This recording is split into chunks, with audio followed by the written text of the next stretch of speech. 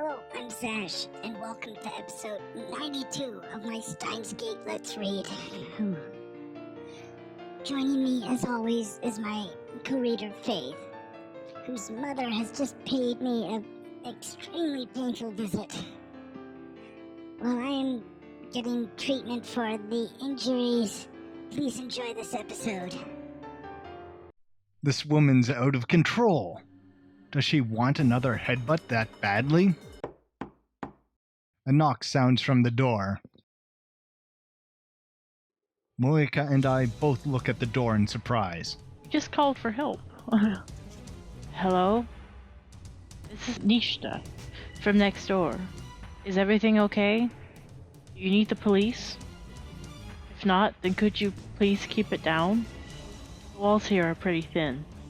Damn, I didn't think about that. I can't have her calling the police. He's going to kill me.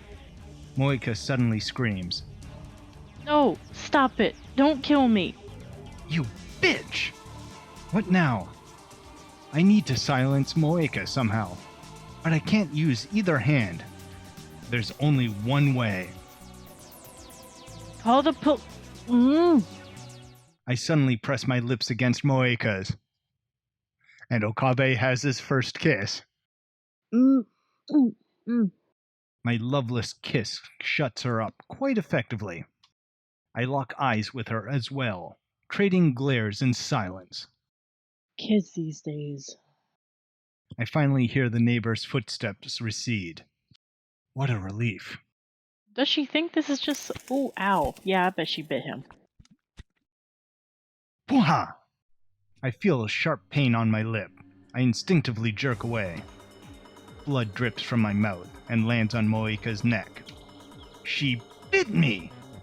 When I feel around my lip with the tip of my tongue, the taste of blood spreads out from the laceration. Moeka breathes wildly as she glares at me with tearful eyes. Don't act like it's your first time. You're older than me, remember? So? Oh, God. I'm older than Faith, and I haven't kissed anybody, so... It depends on your situation, Okabe. Yeah. But why all the lines that can be taken out of context with this? Because it's funny? Because that's what this scene needs? Humor?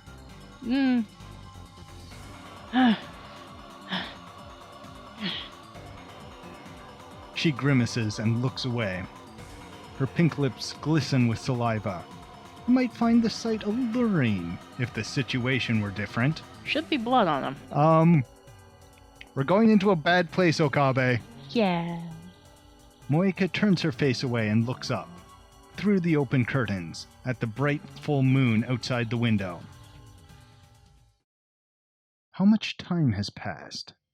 It feels like it's already been dozens of hours. But it's still night outside, so it probably hasn't been more than 1 or 2. Moeka hasn't said a word since I kissed her. She hasn't tried to escape either. Her expression is blank. She's just staring off to the side. What is she looking at? I follow her gaze, but the only thing there is a half-empty bottle of water. Eventually someone is going to need to pee. Has she given up? Either way, I can't let my guard down. Okabe, stop looking at her boobs. Maybe it's the stress, but it feels like my body is going numb. And I've been drenched in sweat for a while now. This room has no air conditioning whatsoever. The heat is starting to get to me. I thought I had an overwhelming advantage in this position, but it's harder to maintain than I expected. Not only do I have to keep Moeka pinned, I also have to keep a close eye on her so she doesn't try anything. All Moeka has to do is lie there. She can rest and try again whenever she's ready. Will this last all night? At this rate, my strength might give out first. Fear mounts. If she escapes, she's going to try to kill me. She must have her gun somewhere, I'm sure. I consider calling Kurisu for help, but I can't use either hand, and I don't even know what time it is. Damn, it's almost like I'm the one who's trapped. No, stay positive. You can do this. Moeka's dependent on her phone. That's her weak point. If I keep her separated from her phone, then sooner or later, her will to resist should collapse. It's a matter of whose strength will fail first. Okabe-kun.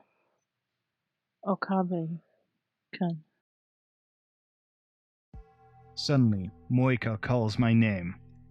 What do I have to do? Now she's trying to ask nicely. Does this mean she's given up? This is what I was waiting for. Now, I move in for the kill. Do you remember sending a D-mail? A D. What? D-mail. An email that you sent to the past. You sent one to your own phone.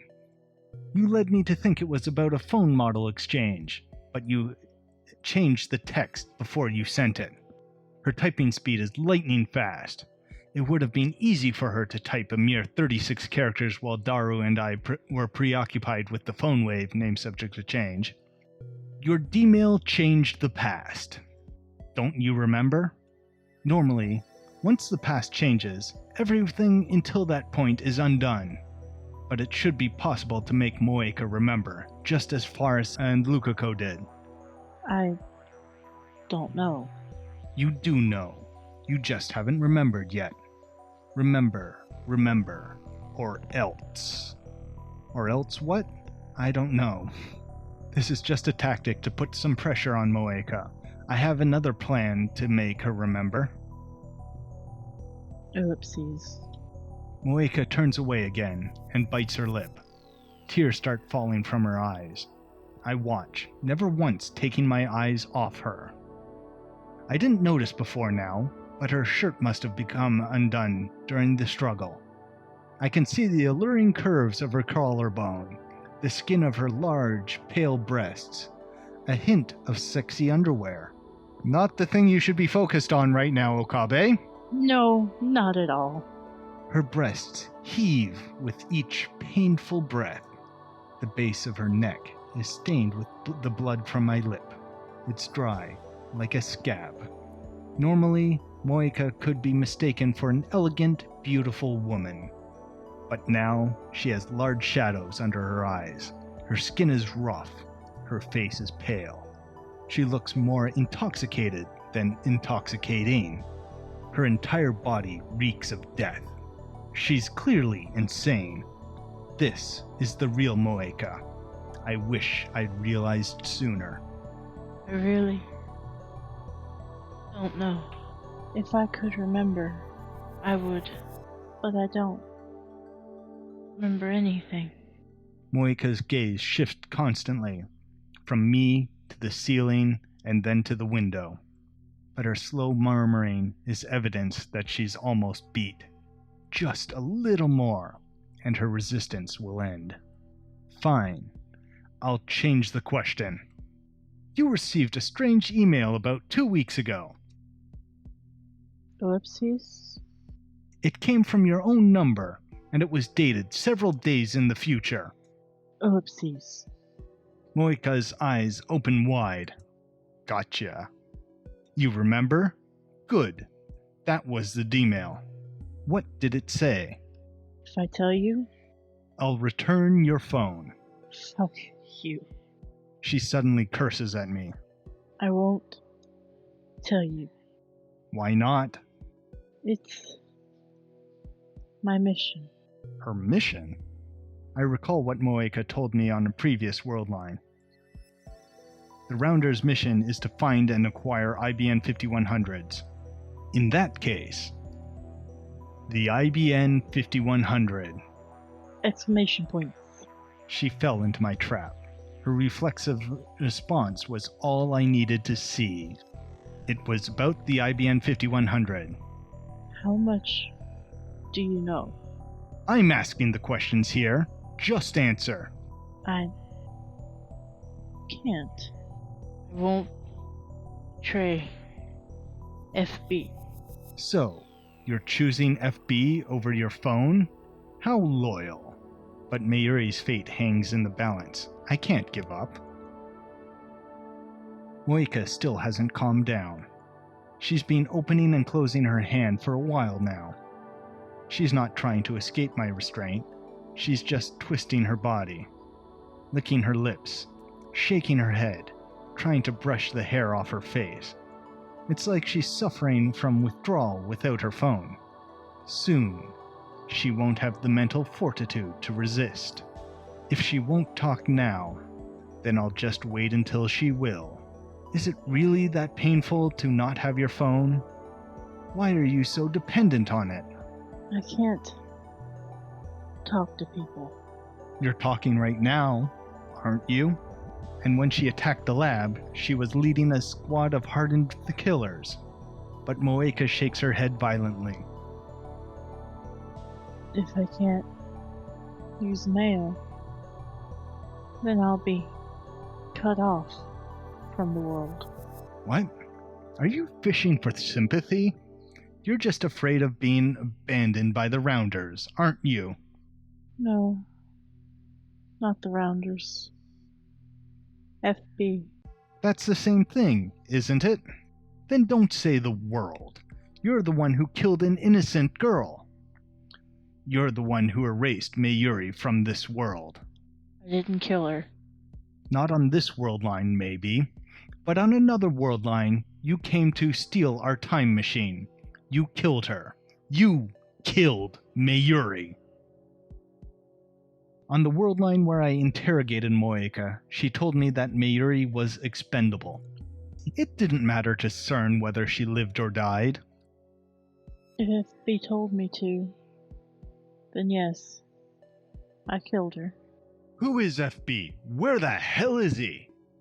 I asked her the same question back then, but another rounder appeared before she could answer. Something tells me she won't have backup this time. Moeka's position in the rounders has changed. I can't tell you. Then let me tell you something. Listen good. If you're holding out for backup, you can forget it. Nobody's coming to save you. The pain and despair are just going to get worse, and in 4 days, you'll kill yourself. Moeka seems startled by this. I go in for the kill. I came here from the future, using the time machine CERN wanted so badly. That's how I know. You kill yourself in this room, all alone. Your precious FB doesn't save you. No one does. Not the Rounders, not CERN, and not the Committee of 300. Oopsies. Your boss hasn't replied to your mails, hasn't he? You know why? Because you've been abandoned. Oopsies. Moeka's face contorts in despair. Once again, tears fall from her eyes. Guilt squeezes my heart. I know that I'm causing this woman pain. Inside of me, a voice whispers that it's nothing compared to what she did to Mayuri, that I have no reason to show mercy to a murderer. But at the same time, my conscience screams that it's wrong to hurt someone, no matter who they are or what they've done. Insane mad scientist, my ass. I'm afraid to hurt my mortal enemy. I'm nothing but a hypocrite. FB doesn't deserve your loyalty. Tell me everything. I ignore the ache in my heart and push harder, but Moeka shakes her head violently. FB wouldn't betray me. FB wouldn't abandon me. Then why do you kill yourself in 4 days? You kill me. And make it look like a suicide. I wouldn't need to cover it up if I killed you. I'd just undo your death with my time machine. When I got here, you were sitting in the corner like a limp rag, crying about how FB wouldn't answer. Remember? But How many days has it been? How often did FB contact you before? And when did it stop? I keep the questions coming. Need to pile on the pressure. it used to be every day. But it's already been 10 days. 10 days with no contact, correct? Moeka looks up to me with pleading eyes. I won't Betray. FB. FB betrayed you. I believe in FB. He threw you away. FB used you, and now your usefulness has ended. FB isn't like that. Then what sort of person was he? She was gentle to me. Like a mother. I finally had a place I belonged. This is starting to sound cultish. Oh yeah. Wasn't she the one long ago we said sounded cultish? Or was that, Suzuha? No, it was her, I think. Like a mother? FB is a woman? Why not? I expected an evil-looking old man like you see in the movies, but I guess I was wrong. He was expecting Dr. Claw. Probably. I talked to her about my worries. She always replied right away, like a friend, but gentle, accepting. Have you met her? Moeka shakes her head weakly. You haven't met? Even though she's like your mother? Your friend? Damn, if they had met, I could have gotten Moeka to lead me to her. Rounders must hide their identities from one another. So, you've talked, but you've never met. But you must have wanted to meet her, right? Even if it was against the rules? No. No. It would ruin everything. If she saw the real me. Did she ever say she wanted to meet you? No. Never. And I never asked. So, no phone calls either then? Moeka turns away. Then she nods faintly. Didn't you wonder why? Ellipses. Why would such a kind, gentle woman refuse to meet you in person? Was it really just the rules? And why isn't she returning your emails now? Think about it. She was using you. You were tricked. Don't say that. She's not like that. What did her last email say before she stopped contacting you? Leave the IBN 5100 at the designated location. The IBN 5100? Moeka, you fool! You let your tongue slip. 2 weeks ago, FB told her to leave the IBN 5100 at a drop point. That means she already had it in her possession at that time. I recall how Moeka kept bombarding me with questions about the IBN 5100. I might have let it slip. I found the computer at Yanyabashi Shrine. Yep, he did. I think we all facepalmed about that too. After that, she sent her D-mail. The world line changed. The lock was broken on the shrine's storehouse door. The IBN 5100 was gone. These facts point to one conclusion. She sent herself the location of the IBN 5100. Now that I know it, it seems so obvious. If only I hadn't trusted Moeka. If only I had seen through her lies. But no, I played right into her hands. I was the tool's tool. What a tool. I almost burst into a self-deriding laughter. But I desperately hold it back and keep a straight face. What was the designated location? The coin locker. In front of Daibiru. Huh, where the Quintiki dink. That's where Lukako left it. Yeah. The coin locker in front of Daibiru? Wait, isn't that where Lukako hid the IBN 5100 on the previous world line? Once again, 30 seconds ahead of the visual novel. Well, Okabe is a little slow. Is this another effect of convergence? He's a dear boy, but he takes a minute sometimes. Can I retrieve the IBN 5100 if I go there now? No, I can't expect it to still be there. Remember what happened with Lukako? The invisible force of convergence is keeping the IBN 5100 away from me. If I want to get it back, I need to cancel Moeka's D-mail. I know the message. I've already reached my goal. Moeka starts crying softly. I sigh deeply and lift myself off Moeka's body. Then I lean back against the wall and stretch my aching limbs.